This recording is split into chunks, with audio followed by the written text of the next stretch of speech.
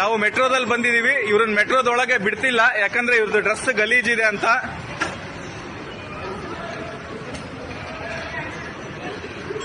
ಬ್ಯಾಗಲ್ಲಿ ಏನಿಲ್ಲ, ಬ್ಯಾಗಲ್ಲಿ ಬಟ್ಟೆಗಳಿದಾವೆ. ಏನಿಲ್ಲ ಸರ್, ಎಲ್ಲ ಸರ್ಚ್ ಮಾಡಿದ್ದಾರೆ. ಡ್ರೆಸ್ ಗಲೀಜಿಲ್ಲ ಅಂತ ಬಿಡ್ತಿಲ್ಲ ಒಳಗೆ. ಅಲ್ಲಿ ಸರ್ ನೋಡಿ ಬಟ್ಟೆ ಇದು. ಅವ್ರು ರೈತರವ್ರು, ನೀವು ಯಾರಿಗ್ ಮಾಡ್ತೀರೋ ಮಾಡಿ.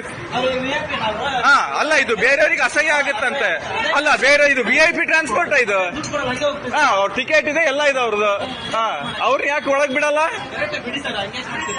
ಆತರ ಬೋರ್ಡ್ ಇದಂತೆ, ಗಲೀಜ್ ಗಟ್ಟೆ ಹಾಕೊಂಡಿರಿಗೆ ಬಿಡಲ್ಲ ಅಂತ. ಎಲ್ಲಿ ತೋರ್ಸು ಅಂತೆ ಬೋರ್ಡ್.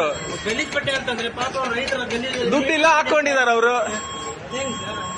ನಾನ್ ಚೆನ್ನಾಗಿ ಹಾಕೊಂಡಿದ್ದೀನಿ, ನನಗೆ ಫ್ರೀ ಬಿಡ್ತಾರಾ? ನಂದು ಹೆಂಗಿದ್ ನೋಡಿ, ಲಕ್ಕ ಹೊಳಿದ್, ನನಗ್ ಬಿಡ್ತಾರಾ ಫ್ರೀ ಆಗಿ?